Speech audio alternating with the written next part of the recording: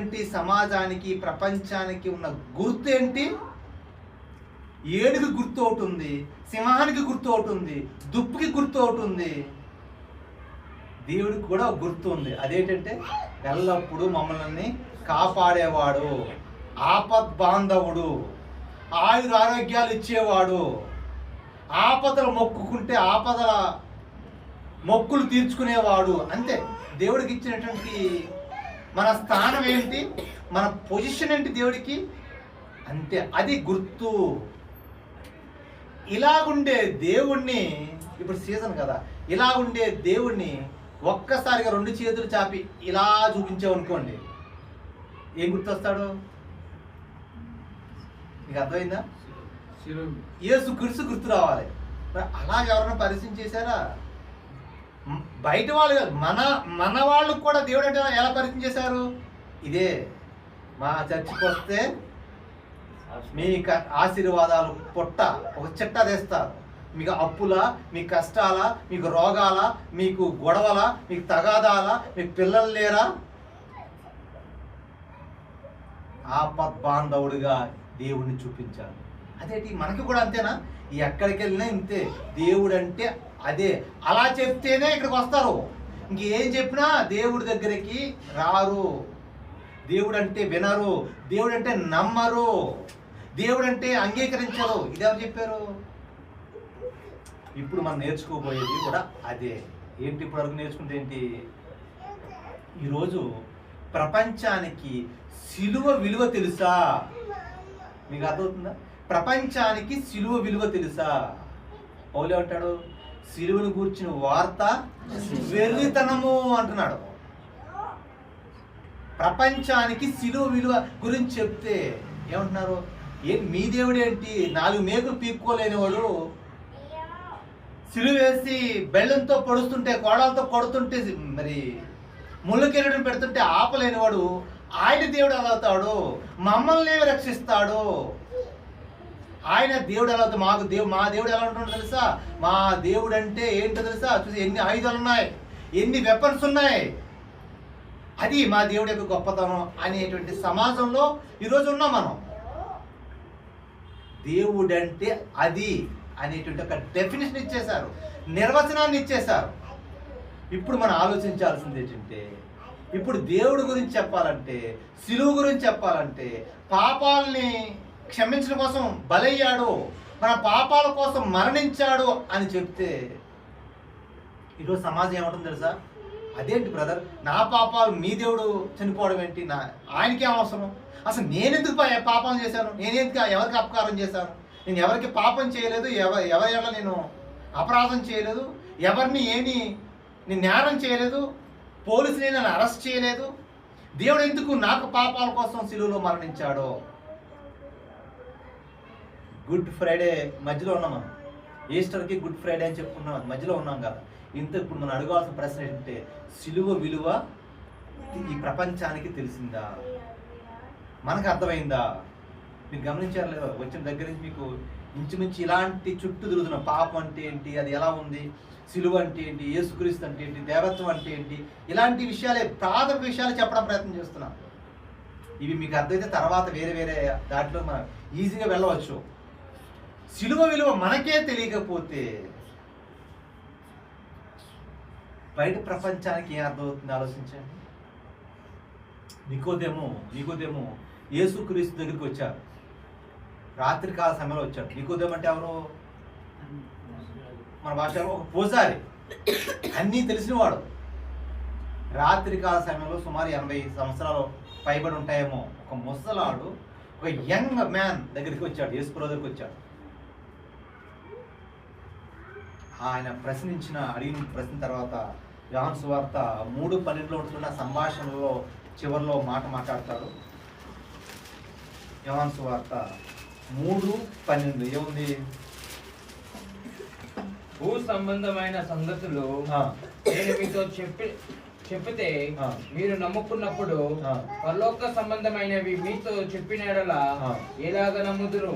అది ఇప్పుడు మన ప్రిన్సిపల్ ప్రాబ్లం ఏంటంటే, భూ సంబంధం విషయాలు మీకుతో చెప్పినప్పుడు మీరు నమ్మకపోతే మీకు అర్థం కాకపోతే పరలోక సంబంధమైన మీతో చెప్పినట్లా ఎలాగూ నమ్ముదురు? That is the problem brother. అది చెప్తే వాళ్ళు నమ్మరు. పరలోకము, దేవుడు, పాపము, రక్షణ, నరకము అంటే వాళ్ళు నమ్మరు, వారికి కనిపించవు. మనం అప్పుడు ఏం చేయాలి? కనిపించేవి, వినిపించేవి కొన్ని ఆఫర్లు పెట్టాలి. ఇప్పుడు ఏదైనా స్టాక్ ఆఫర్లు పెడుతున్నారు అనుకోండి, 50% ఆఫ్ ఫస్ట్ వారం, రెండో వారంలో 70%, మూడో వారంలో 90% డిస్కౌంట్. ఎందుకు ఆఫర్లు పెడుతున్నారు? ఆ సరుకు ఓల్డ్ స్టాక్, అది ఇంతకంటే ఎక్కువ కాలం ఉంచుకున్న మన్నవు, పాడైపోతాయి, కుళ్ళిపోతాయి, చెడిపోతాయి, పనికి రాకుండా పోతాయి. కాబట్టి అప్పుడు ఏం చేయాలి? ఆ సరుకు అమ్ముడైపోవాలి, బయట మార్కెట్లో వెళ్ళిపోవాలంటే ఏం చేయాలి? ఖచ్చితంగా ఆఫర్లు, డిస్కౌంట్లు పెట్టి ఆ స్టాక్ని డిస్పోజ్ చేయాలి. ఇప్పుడు సువార్తను ఎలా ప్రకటిస్తున్నారు? ఇప్పుడు ఎగ్జాక్ట్గా అలాగే అయిపోయింది. ఏం చేస్తున్నారు? ఆఫర్లు పెడుతున్నారు. ఏంటి ఆఫర్లు? మా చోటకు వస్తే పిల్లలు పుడతారు, మా దగ్గరకు వస్తే నీ అప్పులన్నీ తీరిపోతాయి. ఫేస్బుక్ ఓపెన్ చేస్తూ ఉంటే నీ భరించలేని అప్పులు ఉన్నాయా ఆనబెట్టి చెప్తున్నాను, రేపట్లో మీ అప్పులన్నీ తీరిపోతాయి. తీరకపోతే ఇదే మెసేజ్, ఇదే మెసేజ్ మనకు కనిపిస్తున్నాయి. అంటే ఆఫర్లు, ఈ ఆఫర్లు పెడుతుంటే అమ్మా మాకు ఈరోజు ఎన్నో సంవత్సరాల నుంచి మా జబ్బులు నీరస తగ్గట్లేదు. అవునా? అయితే మేము పక్కన ఒక చర్చ్ ఉంది, ఒక టెంపుల్ ఉంది, ఆ టెంపుల్గా వెళ్ళండి. ఇది ఏషియాలోని అతిపెద్ద టెంపుల్. మీ రోగాలు, మీ సమస్యలన్నీ తీరిపోతాయి. ఎందుకు ఈ ఆఫర్లు? ఎందుకు ఈ లిస్టు? ఇదిగో నెంబర్లు కావాలి, ఈ సరుకు అమ్ముడవ్వాలి, మార్కెటింగ్ టెక్నిక్స్ అవి. ప్రియమైన వాళ్ళు ఆలోచిస్తున్నారా? ఇప్పుడు ఈ భూ సంబంధ విషయాలు చెప్తున్నప్పుడు మీకు అర్థం కాకపోతే పర సంబంధ విషయాలు ఎలా అర్థమవుతాయి? యేసు క్రీస్తు శిలువలో ప్రాణం పెట్టి మన కోసం మరణించాడు అని చెబితే ఎలా అర్థమవుతుంది సమాజానికి? How can you make them understand death of Christ on the cross? First you have to make them understand earthly things clearly, then it is clear.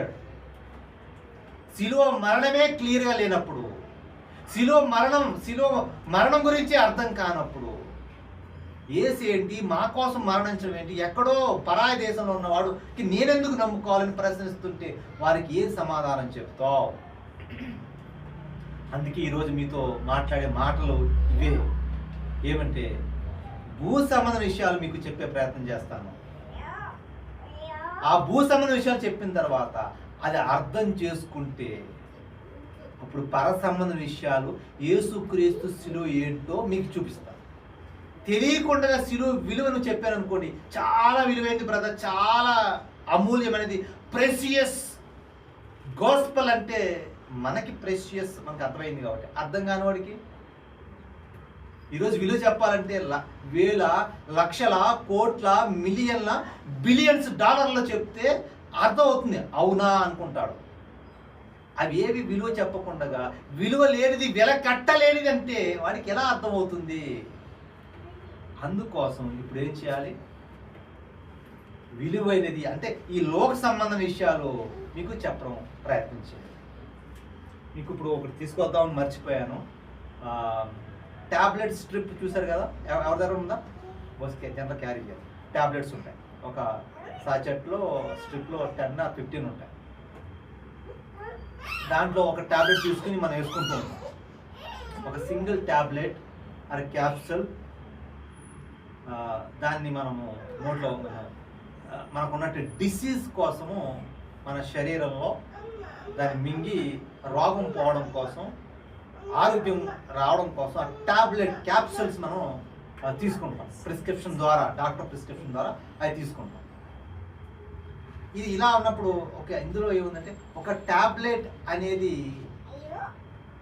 ఒక శాసెట్, ఒక 15, ఒక టాబ్లెట్ బాగా లెక్కేస్తే ఒక టాబ్లెట్ 1 రూపీ ఉంటుంది. మరి ఒక 15 టాబ్లెట్ ఉన్నాయనుకోండి, ఒక పారాసెటమాల్ శాసెట్ 15 రూపీస్ అనుకుందాం ఫర్ ఎగ్జాంపుల్. ఒక్కో టాబ్లెట్ ఎంత? 1 రూపీ. ఒక 1 రూపీ టాబ్లెట్ మన చేతుల్లోనికి రావడానికి దీని వెనక ఉన్న చరిత్ర తెలుసా? దీని వెనక ఉన్నటువంటి ఒక ప్రయోగాలు తెలుసా? ఇది మన చేతుల్లో రావడానికి అంత ఈజీగా రాలేదు. దీని వెనక ఎన్నో ప్రయోగాలు చేశాయి. అంటే ఇది ఈ టాబ్లెట్ అనేది ఒక పారాసెటమాల్ అనుకుంటే, ఇది ఒక సబ్స్టాన్స్ అనుకుంటే, ఇది ఒక కెమికల్ అనుకుంటే, ఈ కెమికల్ అనే ఒక పదార్థం మన నోట్లో వేసుకుంటే మన శరీరంలో ఉన్న టెంపరేచర్ 102, 103 డిగ్రీలో ఉన్న టెంపరేచర్ నార్మల్ రావడానికి 97 to 98 నార్మల్ లెవెల్ రావడానికి మన మైండ్లో ఉన్న థర్మోస్టేట్ అది నార్మలైజ్ న్యూట్రల్ కావడానికి ఒక కెమికల్ లోపల పంపాలంటే ఈ ప్రకృతిలో ఎన్నో కెమికల్స్ ఉన్నాయి. అది రావడానికి 5,000 కెమికల్స్ మీద ప్రయోగాలు చేస్తారు. 5,000 కెమికల్స్ని తీసుకుని 5,000 సబ్స్టాన్స్ తీసుకుని ఒక సబ్స్టాన్స్ని ఫైనలైజ్ చేస్తారు. ఆ ఒక్క సబ్స్టాన్స్ తీసుకుని దాని మీద ట్రయల్స్ నడుస్తాయి. దానినే ప్రీ క్లినికల్ ట్రయల్స్ అంటారు. వింటున్నారా?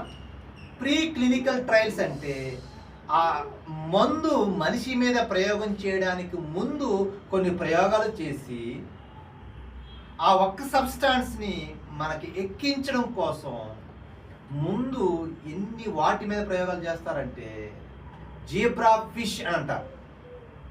దాని యొక్క ప్రోటీన్ కాంబినేషను మనిషి యొక్క ప్రోటీన్ కాంబినేషను ఇంచుమించు ఒకలాగా ఉంటుంది. దాని కెమికల్ బాండింగ్ అనేది దాని ఈక్వేషను మన ఈక్వేషన్కి కెమికల్ మన బాడీలోని ఈక్వేషన్కి ఇంచుమించు ఒకలాగా ఉండడం వలన ఏం చేస్తారంటే జీబ్రా ఫిష్ మీద ప్రయోగం చేస్తారు. అది మరొకటి కోతి, చింపాంజీ వాటి మీద కూడా ప్రయోగాలు చేస్తారు. ఇది ఎందుకంటే మనిషి ప్రతికూల పరిస్థితుల్లో ఎలా రెస్పాండ్ అవుతున్నాడు, మానసికంగా శారీరకంగా ఎలా రెస్పాండ్ అవుతున్నాడో ఇంచుమించుగా చెప్పేటువంటి జంతువు ఏమైనా ఉన్నదంటే చింపాంజీ దగ్గరగా ఉంటుంది. ప్రతికూల పరిస్థితుల్లో చింపాంజీ, కోతులు ఉంటాయి రెస్పాన్స్ ఇవ్వడంలో. ప్రోటీన్ బేస్డ్ ఒక ప్రయోగాలు చేయడానికి జీబ్రా ఫిష్ ఒక ఫిష్ దగ్గరగా ఉంటుంది. వీటి మీద ప్రయోగాలు చేస్తారు. ఇలాగ ప్రయోగాలు చేసిన తర్వాత ఏం జరుగుతుందంటే ఆ ప్రయోగాలలో 50 నుంచి 100 మిలియన్ యానిమల్స్ కావచ్చు, ప్రాణులు చనిపోతాయి. రిపీట్ అగైన్, కొన్ని 10, 100, 1000, లక్షల జీవులు చనిపోతాయి. ఎందుకు? ఆ ఒక్క గుళిక చూసారా, ఆ టాబ్లెట్ మన నోట్లో వేసుకునే ముందు ఎన్ని చనిపోయాయి చూసారా? ఎంతమంది ప్రాణాలు కోల్పోయారు చూసారా? ఎన్ని జీవులు మట్టిలో కలిసిపోయి చూసారా? అన్ని ప్రాణులు మట్టిలో కలిసిపోతేనే కానీ ఒక మందు డిజైన్ చేయబడలేదు. ఒక మందు ఇంకా ఫైనలైజ్ అవ్వలేదు. అలా అయిపోయిన తర్వాత ఎలాంటి ప్రయోగాలు చేశారు, ఎలాంటి ప్రతికూలంగా పరిణామాలు వచ్చినాయి, తర్వాత అది వేసుకుంటే వచ్చేటువంటి దీని ఏమంటారు సైడ్ ఎఫెక్ట్స్ ఏంటి, ఆ సైడ్ ఎఫెక్ట్స్ వస్తే మళ్ళీ దాన్ని ఎలాగా దారి మళ్లించాలి, ఎలాంటి విషయాలు జాగ్రత్తలు తీసుకోవాలి, ఇవన్నిటినీ పరిశీలించి వీళ్ళు సుమారు 1,00,000 పేజీల ఒక థీసిస్ని సిద్ధం చేయాలి. మీకు అర్థమవుతుంది చాలా జాగ్రత్తగా. ఎందుకంటే ఈ ప్రీ క్లినికల్ ట్రయల్స్ అనేవి సుమారు 8 to 12 years పాటు చేస్తారు. Just not month or years కాదు, more or less 10 to 12 years ప్రయోగాలు చేసి చనిపోతూ ఉంటే అందులో నుంచి తీసుకొచ్చి ఆ ప్రయోగాలు చేసినటువంటి రిటర్న్ డాక్యుమెంట్స్, రికార్డ్స్ని FDAకి సబ్మిట్ చేయాలి. Application food and drugs administration అంటారు.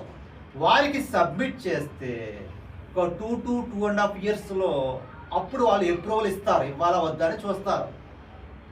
అప్రూవల్ వచ్చిన తర్వాత దానిని మాత్రగా ఆ సబ్స్టాన్స్ని ఒక షేప్ తీసుకొచ్చి ఆ కెమికల్ని సబ్స్టాన్స్ని సాషెట్ లాగా చేసి దానికి manufacturing date, expiry date, dose ఎంత ఏంటి, ఆ కాంపోజిషన్ ఏంటి అన్నీ రాసి ఇచ్చి డాక్టర్కి చెప్తే ఆ డాక్టర్లు మనకి ప్రిస్క్రిప్షన్ రూపంలో రాస్తారు. అమ్మ నువ్వు పారాసెటమాల్ వాడు, నువ్వు బ్రూఫిన్ వాడు. చిన్న రోగం నుంచి మనకి ఈ సమాజంలో సుమారు 309 డిసీజులు ఉన్నాయి. How many disease are there? 309. చిన్న దగ్గర నుంచి పెద్ద దగ్గర క్యాన్సర్ దగ్గర వరకు కూడా. అంటే ఈ డిసీజులు అన్నిటికీ ఈ మందులన్నీ అరేంజ్ చేసి ఇచ్చి ఆ డాక్టర్ ప్రిస్క్రైబ్ చేస్తే మనం తీసుకుని నోట్లో వేస్తే తగ్గడానికి అవకాశం ఉంది. ఏం సాధించాం? ఈ యొక్క మాత్ర మన నోట్లో పడడానికి, మన రోగాన్ని తగ్గించడానికి, మనల్ని స్వస్థపరచడానికి డాక్టర్ ఇచ్చే ప్రిస్క్రిప్షన్ ఏంటి? దీని వెనక ఎన్ని ప్రాణాలు పోయినాయి, ఎంతమంది జీవుల యానిమల్స్ యొక్క రక్తం మట్టిలో కలిసిపోయింది. ఇప్పుడు చెప్పండి దీని విలువ ఎంత? ఈ యొక్క ప్రయోగం చేసి ఆ మాత్రను ఫైనలైజ్ చేసి అప్రూవల్ తీసుకురావడానికి $2.63 బిలియన్ ఖర్చు పెడతారు. You understand? మన మాట చెప్పాలంటే 263 కోట్ల పైబడి ఖర్చు దీనికి అవుతుంది ఒక ప్రయోగం ద్వారా మనకి రావడానికి, ఈ రోగాన్ని తగ్గడానికి, ఆ మాత్రను తయారు చేయడానికి. సరే, ఎంత అంటే దీని వెనక ఎంతమంది శాస్త్రవేత్తలు రాత్రి పగలు కష్టపడి ప్రయోగాలు చేసి ఇవన్నీ చేస్తే తప్ప ఇక్కడ రాదు. ఈ మందులు, ఈ పరికరాలు, ఈ డాక్టర్లు, ఈ వైద్యము, ఈ హాస్పిటల్స్ మనల్ని ఎంతవరకు కాపాడుతున్నాయి? That is the my question. మన ఈ శరీరము, ఈ బాడీ ఆ మట్టిలో కలిసిపోయే వరకునే, తర్వాత దాని వాల్యూ 0. నువ్వు ఎక్మో పెట్టు, నువ్వు లేకపోతే ఐసీయూలో ఉన్నప్పుడు వెంటిలేటర్ పెట్టు, అది రెస్పాండ్ అయినంతసేపు పనిచేస్తాయి. వెంటిలేటర్ పోకపోతే ఎక్కువ పెడతారు, అంటే హార్ట్ బదులు, లంగ్స్ బదులు బయట నుంచి ఇంకొక టూల్స్ పెడతారు. ఎన్ని పెట్టు, బ్రతుకున్నంత వరకునే ఆ మందులు అవన్నీ పరికరాలు కూడా. ఆ ప్రాణం పోయిన తర్వాత ప్రాణం నిలబెట్టడానికి ఉపయోగపడవు, ఎక్స్టెండ్ చేస్తారు, అది రోగాల్ని కాపాడుతాయి. ఇప్పుడు మనం బైబిల్లోకి వద్దాం. మరి సిలువ అని అంటున్నాం కదా, ఎందుకు సిలువ? ఎందుకు సిలువలో యేసు చనిపోయాడు చెప్పండి. ఇప్పుడు ఇంచుమించు ఈజీగా మీకు అర్థమైపోవాలి ఎందుకు యేసు చనిపోయాడు అంటే, పాత నిబంధన కాలం వచ్చేసరికి అక్కడ ఎడ్లను, గొర్రెలను, మేకలను బలిగా ఇచ్చేవాళ్ళు. బలి అనే పదం గుర్తుపెట్టుకోండి. బలి ఎందుకు బలిస్తున్నారు? ఒక మనిషి రోగం పోవాలంటే జంతువులను, పక్షులను, చేపలను బలిగా ఇచ్చారా? ఎందుకు? మనము బ్రతకడం కోసం, మనం రక్షించబడ్డం కోసం బలిగా ఇచ్చాం. మనిషికి ఉండే రోగాల గురించి చెప్పాను. ఈ రోగాలన్నీ ఏ రోగాలు ఇవి? ఎంతవరకు మాట్లాడుకున్న రోగాలన్నీ ఏ రోగాల్లోకి వస్తాయి? భౌతిక రోగాల్లోకి వస్తాయి, ఫిజికల్ డిసీజెస్. మరి ఇంకో రోగం కూడా ఏమైనా ఉందా? ఆ రోగం ఇప్పుడు చెప్పబోతున్నాను. ఏంటి ఆ రోగం? నాకు కళ్ళు సరిగ్గా కనిపించేటది అనుకోండి, నేను స్పెషల్ తెచ్చుకున్నాను. మనకు దగ్గరగా ఉన్న అక్షరాలు సరిగ్గా కనిపించవు. అదేంటి? ఆప్థాలజీ డిపార్ట్మెంట్ అడిగితే నా కళ్ళు రోగం, నా కళ్ళు సరిగ్గా కనిపించట్లేదు అర్థం. అది భౌతిక రోగం. అలా కాదు, చూసిన స్త్రీని, ప్రతి ఆడపిల్లను కూడా నేను మోహపు చూపుతో చూస్తున్నాను అనుకోండి, ఆ రోగం ఏంటిది? నాకు అంగవైకల్యంతో ఉన్నానంటే అది ఒక రోగం. నేనేమీ పని చేయకుండా దొంగతనం చేసి సంపాదిద్దాం అనుకున్నానంటే అది మానసిక రోగం. నేను కళ్ళు బాగా నాకు సరిగ్గా కనిపించట్లేదంటే సైట్ ఉంది, అది ఒక రోగం.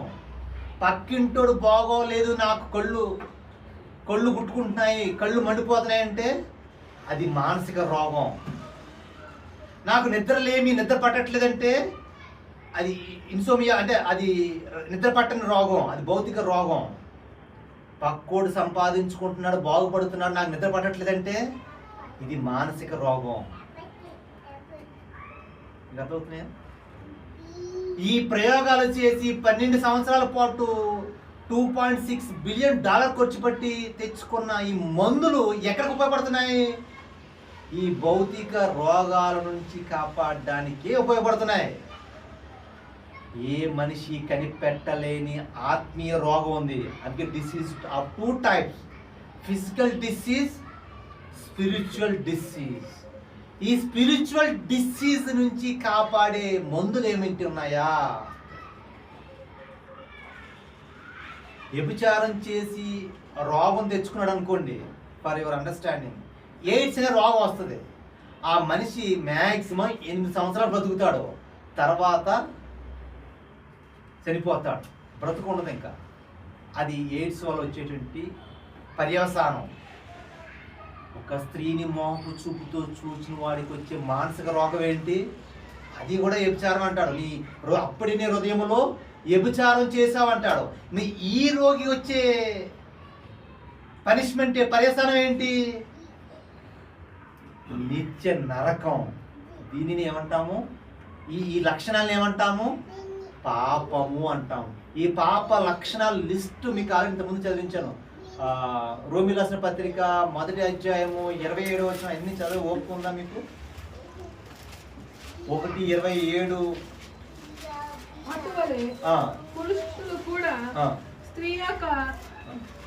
నేను డైరెక్ట్ గా చదివేస్తాను ఫాస్ట్ గా, అంతవరకు మనకు టైం లేదు. 29 నుంచి ఉంది, చూస్తాను. 29 నుంచి. అట్టివారు సమస్తమైన దుర్నీతి చేతను, దుష్టత్వము, లోభము, ఈర్ష్య, మత్సరము, నరహత్య, కలహము, కపటము, వైరము, కొండగాండ్రు, అపవాదకులు, దేవద్వేషులు, హింసకులు, అహంకారులు, బెంకములాడువారు, చెడ్డవాటిని కల్పించువారు, తల్లిదండ్రులు, కవిదేయులు, అవివేకులు, మాట తప్పువారు, అనురాగ రహితులు, నిర్దయులు, వ్యభిచారము, దొంగతనము, అబద్ధ సాక్ష్యం పలకడము. లిస్టే రాగుతుందా? ఈ రోగాలేంటి? ఈ రోగాలకున్న మందులేంటి? ఈ మందులు ఎవరు కనిపెట్టారు? ఈ మందు కోసం ఎవరు బలయ్యారు? చేపలు, ఎడ్లు, మేకలు, గొర్రెలు ఇంతకుముందు బలిచ్చారు కదండి. అవి పర్లేదా? అవి తీయలేదా? ఎబ్రి పత్రిక ముగించుకుందాం, ఆలస్యమైంది కాబట్టి తొందరగా క్లోజ్ చేస్తా. ఎబ్రి పత్రిక 10వ అధ్యాయం. ఎంత చక్కగా ఉందో. 10వ అధ్యాయము బహుశా 14వ వచనం చూడండి. ఏలయనగా ఎడ్ల యొక్కయు మేకల యొక్కయు రక్తము పాపములను తీసివేయుట అసాధ్యము. మరి ఎందుకు ఇమ్మన్నాడు దేవుడు? ఏదో మేక, ఏదో గొర్రె, ఏదో ఒక ఎద్దును అన్నాడా? కండిషన్స్ అప్లై, స్టార్స్ ఉన్నాయి అక్కడ. నిష్కల్మషమైనది, ఎలాంటి దోషం అందరూ కనిపించకూడదు. అలాంటి దాన్ని తెచ్చి నువ్వు బలి అర్పించి నీ పాపాలు కడుక్కోవాలి. అంటే ఆ ఎడ్లు, మేకలు, గొర్రెలు నీ పాపాలు కడిగేసాయా? నో. అది చూసినప్పుడు, అది బలి అయినప్పుడు, అయ్యో నా పాపం కోసం ప్రాయశ్చిత్తంగా ఒక జీవిని బలిస్తున్నాను అని ఆలోచించిన తర్వాత అయినా నీవు పాపం చేయకుండా ఉంటావు. ప్రాయశ్చిత్తానికి దొరికింది కాబట్టి ఇంకా నుంచి నువ్వు పాపం చేయకుండా ఉండాలి. నీకు తెలియాలి, ఒక ప్రాణం విలువ ఏంటో నీకు తెలియాలి. కల్మషం లేనిది ఒక జీవి ఎలా ఉందో నీ కోసం ఏ పాపము చేయని, ఏ తప్పు చేయని జీవి బలి అవుతుంది కదా. కారణం నీ పాపం అని నీకు తెలియాలి అని ఒక పాఠం నేర్పడం కోసం ఆ జీవుని బలిగా ఇచ్చాడు. కానీ పాపం తీసివేయుట అసాధ్యము అన్నారు. అక్కడ ప్రారంభమైంది బలి. ఆ బలిని గుర్తు చేసుకుని ఇప్పుడు ఎక్కడ వచ్చింది ఆ బలి? సాక్షాత్తు మరొక మనిషిని పంపించాడా? ఒక అందంగా ఒక మనిషిని చేసి, బాబు నువ్వు వెళ్ళిపోయి సారి అన్నాడా? ఎడ్లు మేకలు ఈ జీవుల ఒక బలి మన పాపాలను తీసివేయలేకపోతే ఒక మనిషి చనిపోతే మన పాపాలు ఎలా పోతాయి? రోగాలు అక్కడ ఉన్నాయనుకుంటే మరి పాపులు ఎంతమంది ఉన్నారు? రోమా 3:23 ఉంటాడు, నీతిమంతుడు లేడు ఒక్కడు ఉన్నాడా? ఒక్కడు లేడా? అక్కడక్కడ ఉన్నారు నీతిమంతులు, అక్కడక్కడ పాపులు ఉన్నారంటే ఒక మాట. అందరూ పాపులుగా ఉంటే, అందరూ పాపం చేసి తప్పిపోతే ఇప్పుడు ఏం చేయాలి? అందరి కోసం ఒక బలి జరగాలి. ఎలాంటి బలి జరగాలి? అందరి పాపాలను కూడా తీసివేసే ఒక మెడిసిన్, ఒక సబ్స్టాన్స్, ఒక బాడీ మనకు కావాలి. ఆ బాడీ ఎవరు అన్నప్పుడు యేసుక్రీస్తు ఈ లోకానికి వచ్చాడు. ఆలోచిస్తున్నారా? ఆఫ్టర్ ఆల్ ఒక సింగిల్ డిసీజ్ పోవడం కోసం కొన్ని వందల వేలు లక్షలు ప్రాణాలు కోల్పోతున్నాయే. ఒక్క డిసీజ్ కోసం మాట్లాడుతున్నాం. 309 డిసీజులు ఇంకా నడుస్తూనే ఉంటాయి, ట్రయల్స్ నడుస్తూనే ఉంటాయి. ఎన్ని ప్రాణాలు కోల్పోతున్నారు, ఎంతమంది రక్తం ఈ మట్టిలో కలిసిపోతుంది. విలువనిప్పుడు వెల కట్టనిప్పుడు అలాంటి పాపం, వెల కట్టలేని పాపం, వెల చెల్లించలేని పాపం, ఏ విలువ ఇచ్చినా కూడా దాన్ని రీప్లేస్ చేయలేనటువంటి భయంకరమైనటువంటి పాపం మన మనసులో, మన హృదయాల్లో ఉంది. మనిషి యొక్క హృదయము భయంకరమైనటువంటి ఘోరమైన వ్యాధి కలది అంటారు. ఘోరమైన వ్యాధి కలది. ఈ ఘోరమైన క్యాన్సర్ పుండు కంటే బలమైనటువంటిది. దీని పాపాన్ని ఎలా తీర్చగలం? బైబిల్ పాపం అంటుంది, పోలీసు లీగల్ భాషలో నేరం అంటున్నాము. ఈ నేరము, ఈ పాపము పోవాలంటే ఏం జరగాలి? ఇప్పుడు నిష్కల్మషుడైనటువంటి, పరిశుద్ధంగా ఉన్నటువంటి, పాపం ఎరుగని, పాపము చేయని, పాప ఆలోచనలు రాని వ్యభిచార స్త్రీ పట్టబడినా కూడా అమ్మా పాపము చేయకుమి అని చెప్పగలిగి మాట్లాడగలిగే ఒక మనుషుడు కావాలి. అలా ఎవరైనా ఉన్నారా? మనుషులు ఎవరు లేరు. అందుకే దేవాది దేవుడే ఈ లోకానికి తెచ్చాడు. పోయిన వాళ్ళు చెప్పినారు, దేవుని స్వరూపం కలిగిన వాడయ్యుండి దేవునితో సమానంగా ఉండుట విడిచిపెట్టకుండా భాగ్యమని ఎంచుకోనలేదు. కానీ మన కోసము ఆయన శిలువ మరణం పొందినంతగా, అనగా శిలువ మరణము పొందినంతగా. ఎందుకు శిలువ మరణం పొందాల్సి వచ్చింది? It was because of all, it was all because of you and I. మన రోగాన్ని జంతువులకి ఎక్కిస్తారు, మన రోగాన్ని కప్పలకి, మన రోగాన్ని చేపలకి, మన రోగాన్ని ఆయా రకాల జీవులకి ఎక్కించి ప్రయోగాలు చేసి చచ్చిపోతే మళ్ళీ ప్రయోగం మార్చి కంపోజిషన్ ప్లస్ ఆర్ మైనస్ చేసి చివరికి చచ్చిపోతుంటే ఎక్కిస్తుంటారు. వైరస్ ఒక వ్యాక్సిన్ పుట్టాలన్నా, ఒక మందు పుట్టాలన్నా మన వెనకాల ఇన్ని ప్రాణాలు పోతున్నాయే.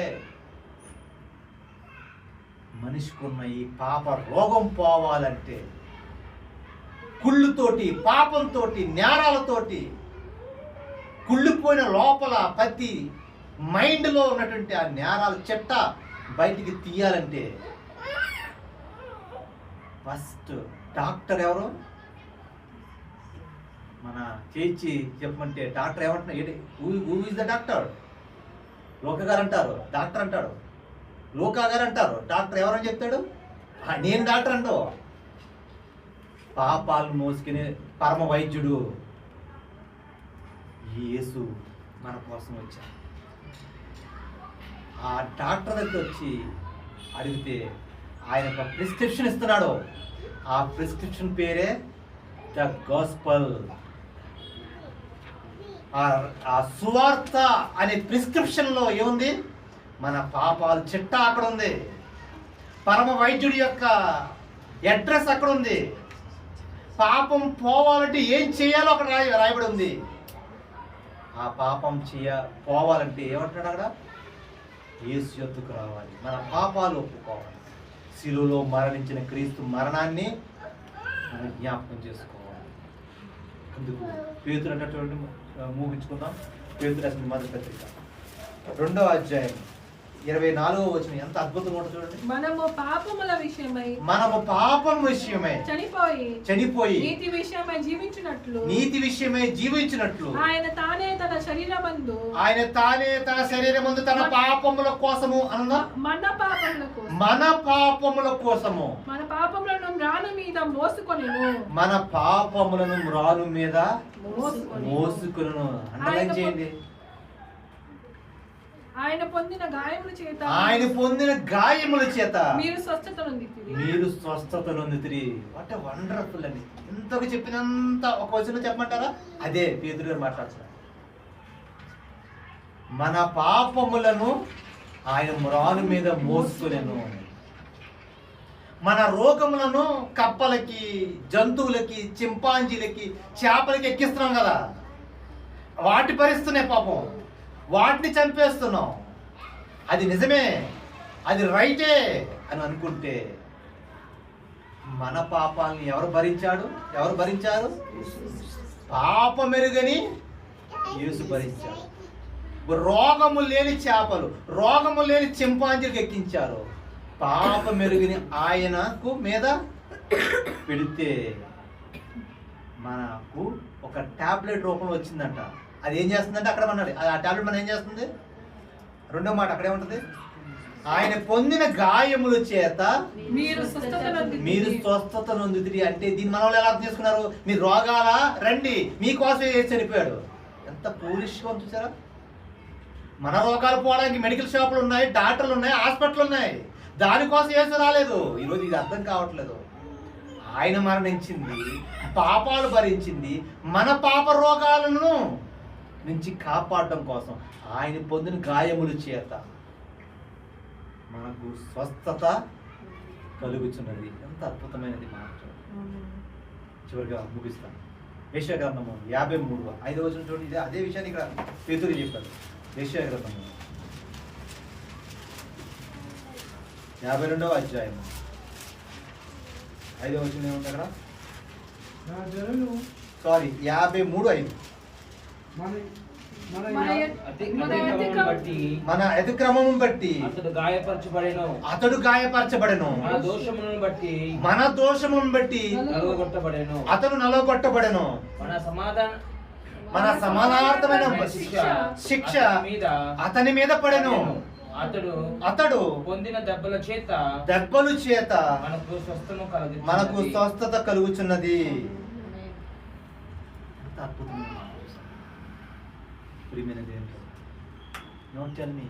సిలువ విలువ ఇప్పుడు అర్థమైందా మీకు?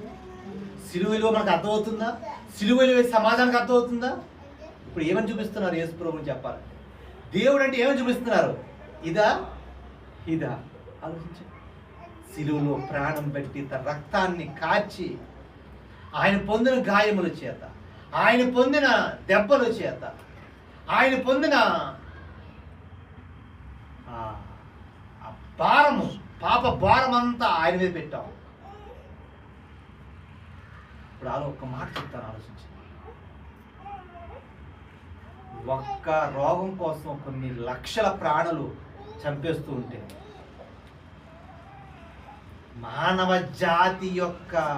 మానవ జాతి అందరి పాప రోగాలను ఒక్క దేవుని స్వరూపంలో వచ్చిన యేసు మీద పెట్టడం జరిగింది.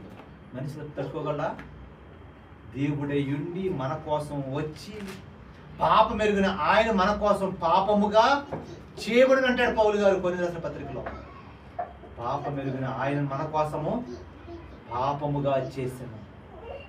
అది నేడు సిలువకున్నటువంటి బలం, సిలువకున్నటువంటి విలువ. My dear brothers and sisters, what a precious death of Christ we have to. సిలువ మరణం అంటున్నాం. గుడ్ ఫ్రైడే అంటున్నాం, ఈస్టర్ అంటున్నాం. Are you really getting that value of his death on the cross? This is a time to test ourselves, think ourselves. What value are we giving to his son, Jesus Christ, who died 2000 years ago on a cross for all of us, you and I, for everybody, all mankind.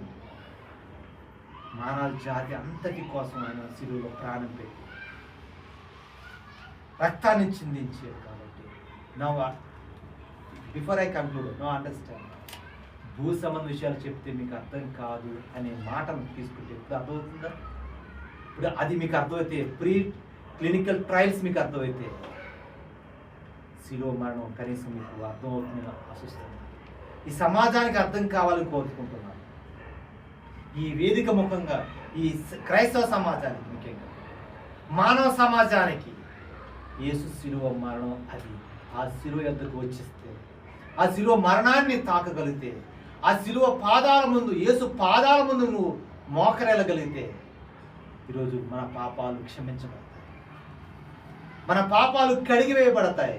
ఆయన పొందిన గాయముల చేత, pre clinical trials జరిగినాయి ఆయన మీద అంటారేమో, మోరలస్ same మీకు అర్థమయ్యే భాషలో, ఆయనకు జరిగిన ఆ గాయముల చేత మనకి స్వస్థత కలుగుతుంది, మన పాపాలు క్షమించబడుతున్నాయి, రక్షణ అనుగ్రహించబడుతుంది. పశ్చాత్తాపం పడగలిగితే ప్రాయశ్చిత్తం ఇవ్వడానికి దేవుడు సిద్ధంగా ఉన్నాడు. అలాంటి విలువను మనం తెలుసుకుని ఆయన ముందు మోకరెళ్ళడానికి, తెలియజేయడానికి, సువార్తను ప్రకటించడానికి మనం సిద్ధంగా ఉన్నామా?